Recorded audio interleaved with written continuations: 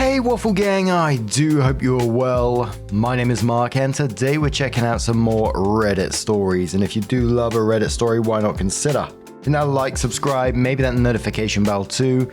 Well, let's crack on with today's first story. Much love guys. Now today's first story comes from Classy Polar Bear 1072 and it says, I don't want my fiance's best friend's wife to come to my wedding. I don't really know what to do and there is so much backstory here, but I'm really stressing about this girl that's invited to my wedding. I'm not really sure where to start because there is a lot that's led up to this moment.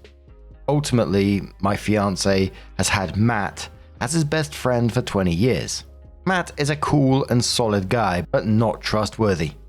Matt just got married to Kat a couple of weeks ago, but they've been engaged since 2022.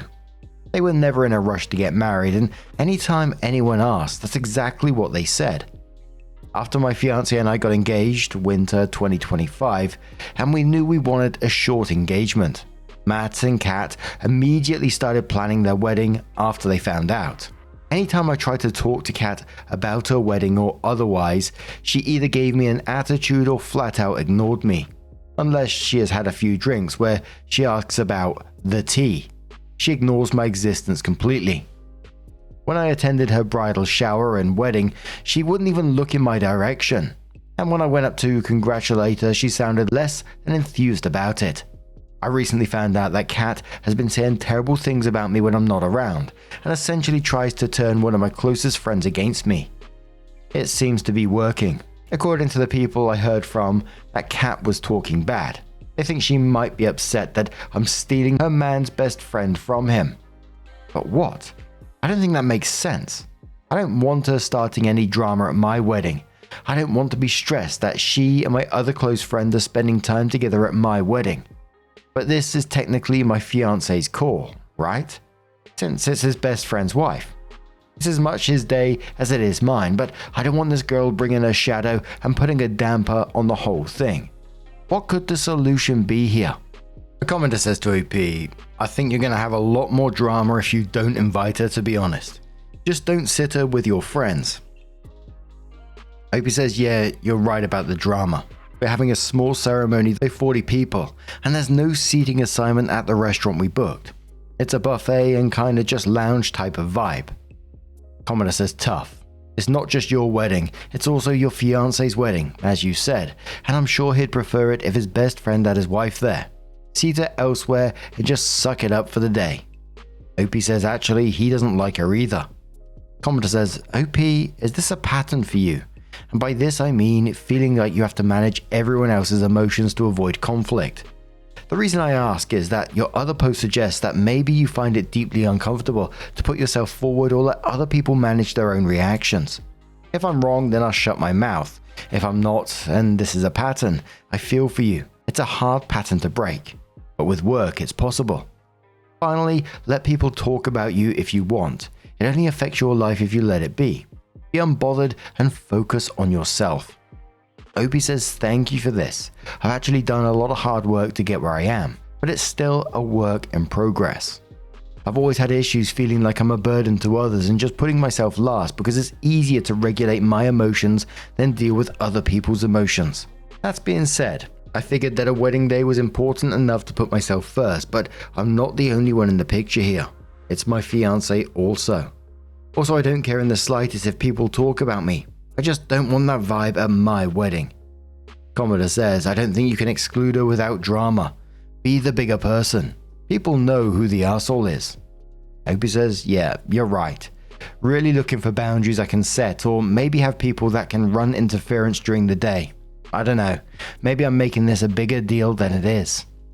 Commenter says there's no drama-free options. Pick one you can live with. What kind of close friends believe the other person without cause?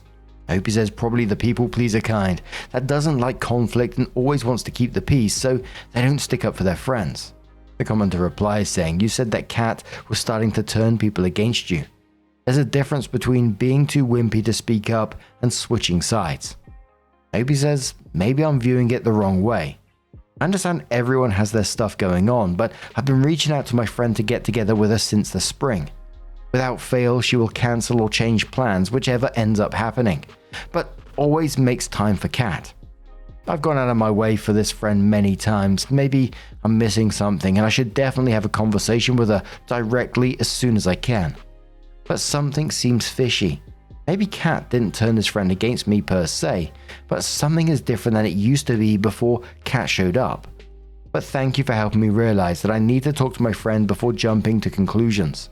On OP should talk to her fiance to let him know what was going on and what he thinks about it. OP says, I actually just talked to him about everything going on, and he said that everyone that is invited is invited. Asking anyone not to come would cause more drama, which is the opposite of what we want, and that after our day we don't have to associate with them anymore. And honestly, he and his best friend haven't even been talking lately, so I'm not really sure where he stands there. I mean, he still wants him at his wedding, but he doesn't like or respect his best friend's wife. So at this point, they have grown distant recently. I might take some flack for this one, but I'm kind of not with the comments on this. I don't think letting her be in this situation is a good idea. Maybe it's just one too many Reddit stories. Maybe it's just me getting older and I can't be bothered with this shit. But I personally think you should nip this in the bud now. Yeah, it's going to cause drama, but Kat's already shown you exactly who she is. Someone who's going to badmouth you, ignore you to your face, and try to fuck around with your friendships. Why invite that kind of stuff to your wedding? You know, I'm just always about that these days. I'm like, why would you want someone like that around you? I know there's drama to be involved, but better to deal with it now than at your wedding, right? She's decided she's already going to create the drama. You're just choosing when you're going to address it, either now or later. It's kind of my feeling anyway. As I said, I might take some hate on this one, but I'm going to go with it. But I guess we're going to find out what happens next in the update, which we're going to go to right now, which happened 2 weeks later. And it said some people asked to be updated, so here it is. Shared the original link and said, okay, so Fiance and I talked. He'd been growing kind of distant from this friend anyway, so he basically told me that we won't pay attention to them, since it's our wedding and afterwards we don't really need to associate with them. After this talk, his best friend Matt called him on a Saturday afternoon and invited us to his son's birthday party. When Fiance told me about this, I asked who was going to be there. Is it a small thing or was this planned, and were we an afterthought? Matt's wife, Kat, would have done all the inviting to the party.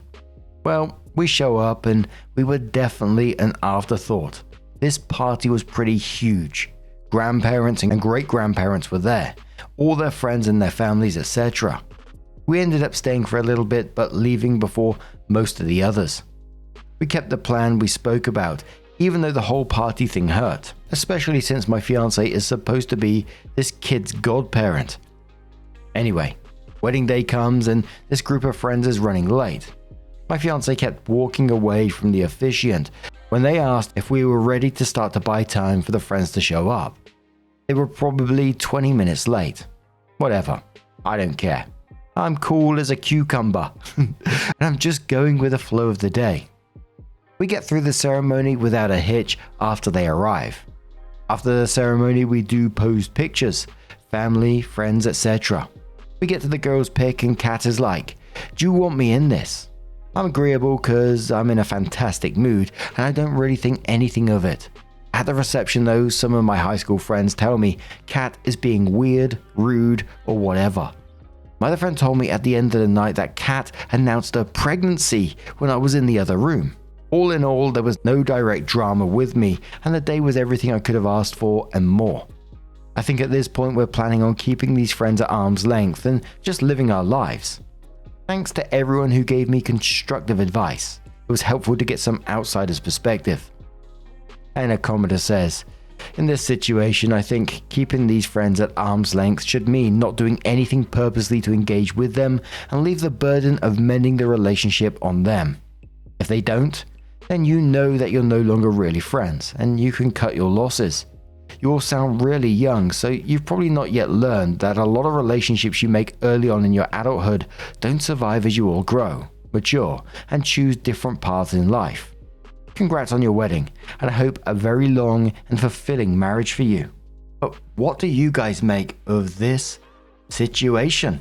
Let us know your thoughts down in the comments below. Let's move on to another story.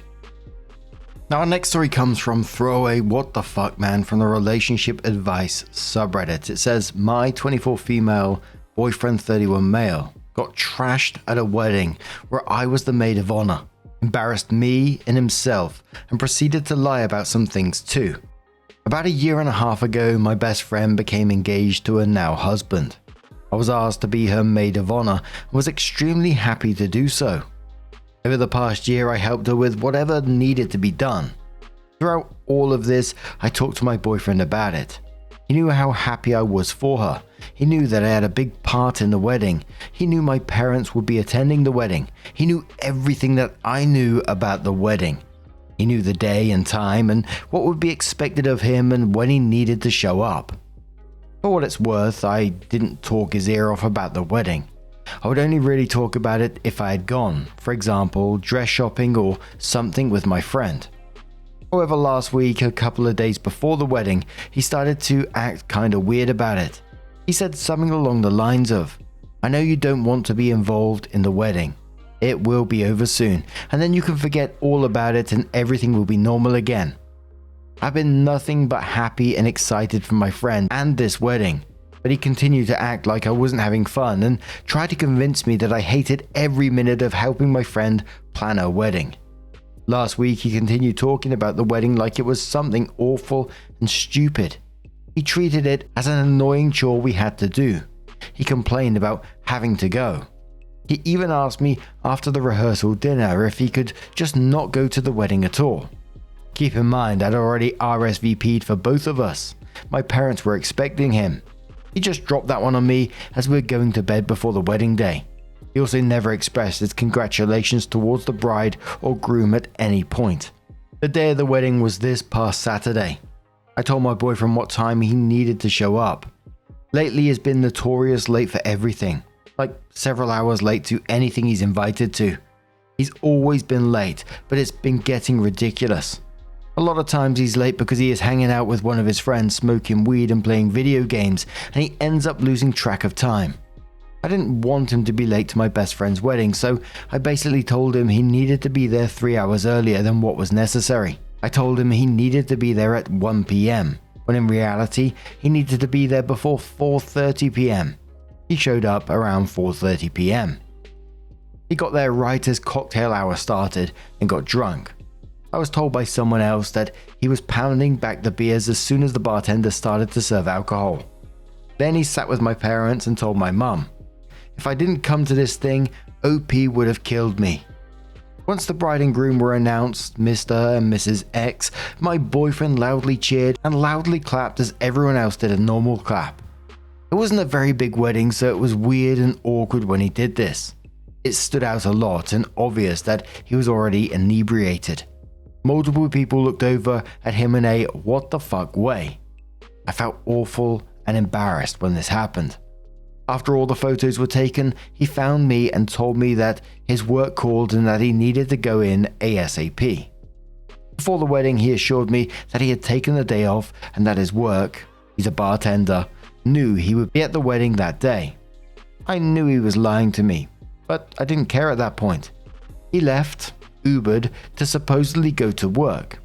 When I finally got home around 2 a.m, he told me it turned out that work didn't actually need him, and he forgot the name of the venue so he couldn't Uber back to it, and that his phone was acting weird and couldn't get a text message to be sent to me. He told me how he really wanted to come back to the reception, but he just couldn't make it happen. Obviously, those were lies. I feel like his behavior was just abhorrent.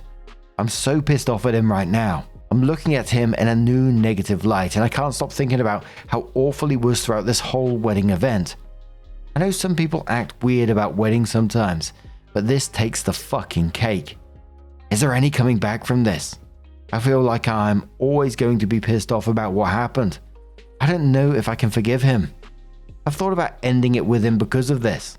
I don't know if I'm overreacting or not. I don't think he has any intentions on apologizing. We haven't talked about the wedding that much since this past Saturday. He doesn't think he's done anything wrong. What do I do? Am I crazy to think his actions are god awful? And you know, this isn't just about one bad wedding. This is your 31-year-old boyfriend showing you he's unreliable and selfish. Got drunk immediately and embarrassed you in front of your parents and best friend, and then came up with some bullshit work emergency. And the fact that you had to tell him to arrive 3 hours early just to get him there on time pretty much says everything. In the end, you're not overreacting. You're seeing him clearly for the first time. The commenter says to OP, "Girl, he sounds like a toddler. You're a girlfriend, not a mother. Why are you putting up with this?" OP says, "Honestly, I don't know. We've been together for about 4 years now, and he wasn't always this bad, but I've noticed his behavior has gone downhill over the past year. He's cut back hours on work and makes just enough money to make ends meet. He just wants to hang out with his friends who don't have jobs. He smokes for free with them. I think this may be the last straw though. I'm going to have to end it with him. It just sucks because he wasn't always this bad." Commenter says, "Consider that he was always like this, but you're growing up and maturing, whereas he hasn't. 4 years puts you guys at 27 and 20. Might be that you just didn't notice because you had different priorities." OP says this is a strong possibility. "When we met, I was in college, and like a lot of college students, I went out and partied a lot. Had fun and stayed up super late, but now I'm working full time and going to grad school part time. I want to be successful in the future. He's basically stayed the same these past 4 years. He's always talked about going back to school and finishing his degree or doing something else with his life. He just hasn't done anything with himself. I don't think I really saw that or cared when we met and I was only 20. Small Sacrifice says, "How long have you been dating? Have you two discussed marriage? His behavior was horrendous. I don't know if I would forgive it. My guess is that he saw you all happy about the wedding, doesn't want to commit, got scared you would now expect a proposal, and deliberately sabotage everything because he's a giant, immature douche canoe." OP says, "We've been together for about 4 years. We've talked about marriage. He's brought it up in the past and mentioned that it'd be great if we got married one day. I told him I wanted to wait until after I finished grad school and we moved into a house first. However, I'm rethinking our entire relationship now. After reading a few responses here, I feel like I probably won't be able to forgive him after this." Commenter says, "What is the benefit of staying with this guy? He sounds awful. I was really surprised to see that he is my age and not also in his early 20s. My boyfriend hates weddings and big parties and a lot of traditions, lol, but he just lets me know. He has generalized anxiety disorder, so I get it. We have agreements about which ones are mandatory and which he can skip. He doesn't pull weird manipulations like this. I don't think I could be with someone who jerked me around and lied like that. He's 31 years old. That is too old for this shit in my opinion. How'd you guys even communicate? Mutual affection and respect. My advice is to cut your losses. It will hurt, but I bet you will feel relieved after a while of not having this anchor around your neck. Find someone worth it." OP says this was the first time he pulled this much shit to get out of an obligation. Before now, he's been okay going with me to various friend or family events. This also wasn't our first wedding together either. His aunt got remarried last year and he didn't freak out then. In the past, he's told me straight up if he didn't want to go to one of my friend's parties or something, and he stayed at home and it was fine." Then OP edited the post and says, "I did not expect this to blow up like it did. I was wanting to create a throwaway account so my post wouldn't be that noticeable. Oh well, my boyfriend uses Reddit, but I don't think he goes to the relationship subreddits at all. Anyway, I've tried most of the comments here and I've been thinking about what you all have said. This basically confirmed that I need to end things with him. I actually tried to end things with him a couple of hours ago. He doesn't seem to be accepting of the breakup. He started to apologize to me about what happened and how he'll try to be better. I'm currently at a friend's house for the night. I brought some things with me that should last a couple of days, but I'm really not sure what else to do. Both of our names are on the lease and he's still at the apartment for all I know. Thank you for all the help. Reading through the comments basically told me everything I already knew and confirmed for me that I need to dump his ass. I'll try to post an update in a couple of days. As of now, he doesn't seem to want to leave the apartment, so we'll see what happens.